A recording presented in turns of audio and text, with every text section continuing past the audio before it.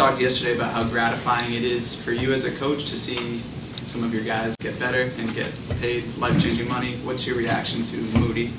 Couldn't be more excited for Moses and his family. He's everything that we want in our program, our organization, you know, just the character, the work ethic, the resilience. He's earned this, and I'm thrilled for him, and I know how excited he is, as he should be. It's a momentous day in his career, and he's got a lot of years left too. So I think this is great for him and great for us. You always talk about that work ethic with Moses, and his journey's been a little bit different with this team, where he hasn't always been playing super heavy rotation momentous. So I'm assuming that behind the scenes has a lot to do with getting a 3-year extension. And can you just kind of take us behind that curtain a little bit more with him and what he's shown you with his perseverance and patience and work ethic? Yeah, I mean, we obviously want to invest in people, you know, in people we believe in. It's obviously, you know, the players have to be talented. They have to, you know, fit in with what we're trying to do, all that stuff. But it's ultimately you're investing in people you believe in. And Moses is, he's that person. He's always been very wise from a young age, you know, his first year with the team. You could see a very quiet wisdom that his parents clearly bestowed upon him, and I've just always enjoyed coaching him and being around him. And you know, he's been through the ringer a little bit. You know, he hasn't found a consistent spot in the rotation, although at such a young age, it's more to be expected, especially on a good team like ours. I mean, you know, we won a championship in his first year, and the last couple of years, you know, he's got a lot of guys who can play around him as he does this year too. So hasn't always gone his way, but he's shown what he can do, and he's earned every bit of this contract. Yeah, just related to that, was there any sort of guarantee you in the front office had to make to him in order to get this done? What do you mean, a guarantee? What? A role? No. It can't work that way. You know, all the team and the agents do is talk money, and everything else is about just, you know, go do your job and compete, and we'll see how it shakes out. Just practically, what's his role to start the season? Is it 9th man, 10th? You know, when you fill out your rotation, yeah, you can change. But it does look like you've kind of got 9 solid guys, and maybe Moses and Gary Payton are kind of like, you know, slash in a role. Is that your 9? Your 9, yeah. I mean, the way you've been playing it, just looking from afar. Not that I have. And then who's 10 and 11? Would be Moses, and you know, then you have. Well, I can't even count it, but you got Looney, yeah, Yield, then Pajemski or Melton, whoever doesn't start. You've got Kuminga, that's 9. GP2 would be 10. Moody 10. Keep going too.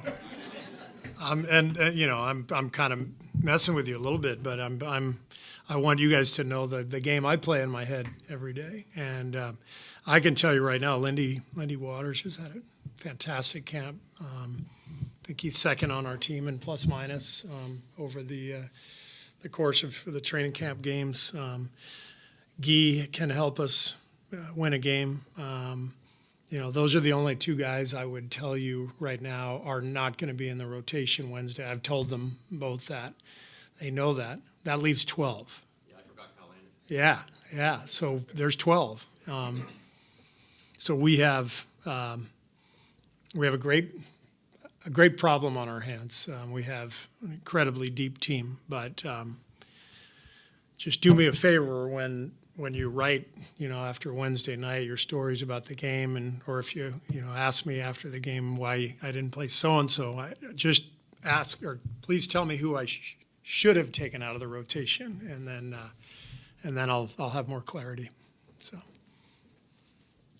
fair? How do you feel about starting the season on the road? Is it easier? Are you ambivalent? I'm ambivalent. We have 82, and Doesn't really matter. Yeah. When you go to Utah, do fresh memories come up of Decky? When you go to Utah, you have Portland and then Utah. Of course, yeah. That's a tough one. We went back there last year after his death, and that was difficult. So, not looking forward to that trip for that reason. Steve, we were talking to Loon yesterday, and he was talking about the communication being so critical to you guys this year, important. In the past, you've had the core group together for so long that they had a lot of unspoken communications going on. And Loon even talked about we thrived on chaos because we knew basically how to freelance off of each other. With so many new faces, so many new young guys, how important is that to keep that communication, and how much have you seen that growth in that way from the team that you first took over? Yeah, we can't count on chaos anymore, given the way the rest of the league is playing.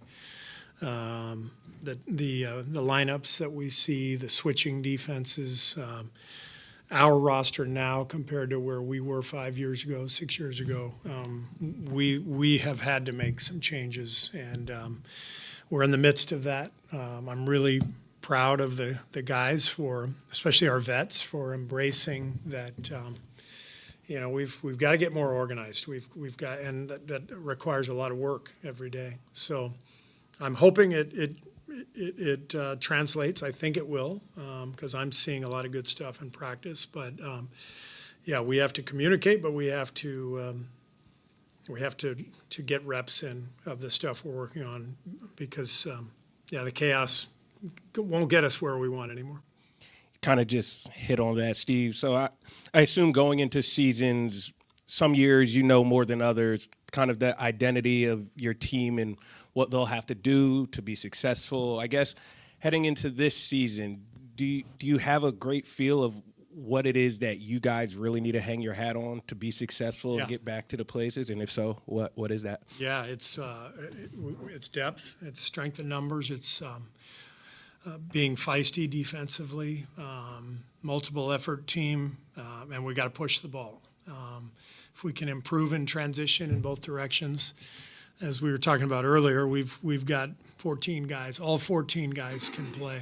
I think this team will be able to withstand injuries well based on that depth. Honestly, the key is establishing ourselves at the defensive end early in the season and then play off of that, and that's what we've been working on. Hey, Steve. I wore this jacket for you, by the way. I'm sorry? I wore this jacket for you, by the way. Oh, yeah, go Dodgers. Oh, wait, did I say that in the Bay Area? Shit. Sorry. Anyway, given the depth that you mentioned, how's the role going to be for Steph this year? I mean, obviously he's going to be playing, majority of minutes again. Do you kind of pencil out him to be like a 30 to 35-minute guy a night? I don't want 35. I want 32. We'll pencil him in for 32, and there's for sure going to be games where he plays more.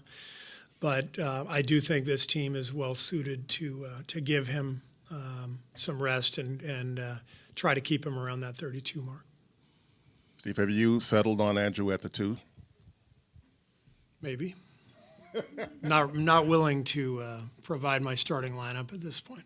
Well, how has he made his case then? I should ask that. I think he's done well. He's only had the 2 games, but his conditioning is looking better and better every day. His rhythm, and I trust Wiggs. I mean, it's been a tough last year and a half for him for a number of reasons, but this is a guy who has won a championship and played an enormous role in that championship, and been a 20-point scorer in the league. So we know what Wiggs can do, and I think we're going to get a really good version of him this year. Do you sense a renewed sense of focus and engagement with him now? I do. Yeah. I do. Yeah. I think he feels it. He worked really hard in the off season. I think, there's a little bit of closure, with his dad's passing, and as difficult as everything has been over the last couple of years in that regard. I just think that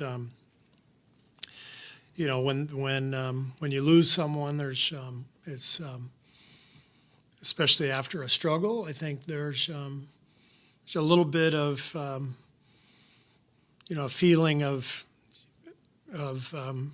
relief because that person isn't struggling anymore, and that alone, I think, allows a person to free himself up, and and I can speak to that from experience, and it's just.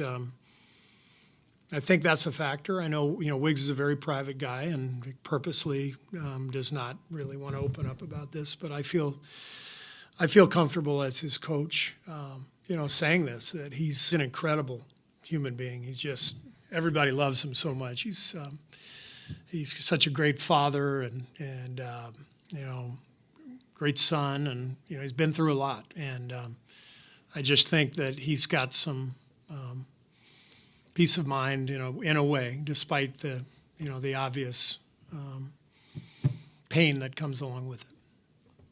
A little while ago, talking about the structure, a little more structure maybe in the things you do offensively. A little while ago, you mentioned this Terry Stotts stuff, maybe on coming out of dead balls. Is that something maybe now you're doing within the flow, that you can do some of that wing stuff as part of a continuity? Yeah, Terry's stuff allows us to get a little more organized in the half court, off of a dead ball or coming out of a timeout, and then we're really trying to make the transition within a possession more smooth, and so our spacing, getting to the right spots, and then playing two patterns out of those spots. That's what we're working on day after day. And so I'll never be the coach that comes down and calls a play every time. I don't believe in that. But I think there are times that's called for. But how you play, when the play breaks down is very important. The play after the play, and that's where we've had to get more organized and more order to our game. And I'm seeing improvement in that regard. Steve, looks like Michael McFaul came to practice yesterday. Just how did that come together, and why was it important for your players and the team to hear from him? Yeah, he's become a friend. I've met him at a couple of events, and former ambassador to Russia, and he's worked in the Obama administration, worked for the National Security Council. Currently running the Research Institute at Stanford, professor there. I mean, we're pretty lucky to have access to a lot of amazing people in the Bay. And I asked him if he'd speak to the team, and he was great. He couldn't have been better. And he brought his son, and they're big Warriors fans, and they watched practice. And our guys were really engaged, asked a lot of questions about what's happening around the world. And it was fantastic. I mean, if we can provide, experiences like that for our players, then we've got to take advantage of that, because there's, a lot of people like Mike in the Bay Area who are really impressive in their field, and it's nice to be able to have access to them. Thank you. Thank you.